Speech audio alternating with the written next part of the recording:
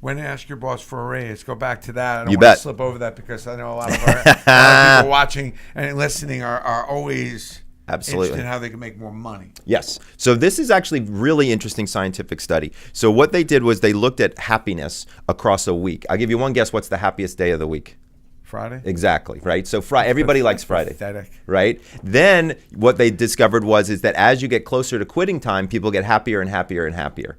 Okay, so after lunch on Friday turns out to be prime time to be asking anybody for anything. Whether you're a boss and you're asking your employees to do stuff, or you're an employee and you're asking a boss for a raise, Friday afternoons is definitely the place that you want to kind of zoom in on. So let's say... ask your boss for a raise on a Friday afternoon? And here it gets better, all right? So you got to know your boss, right? And so what if your boss is an early bird, middle of the road, or a night owl? How do you figure that out? I'll tell you. Here's what happens. If you get emails from your boss before you even show up at work, he's an early bird, right? If you get him, if your boss shows up regular on time when you do, he's kind of middle of the road, what I call a bear.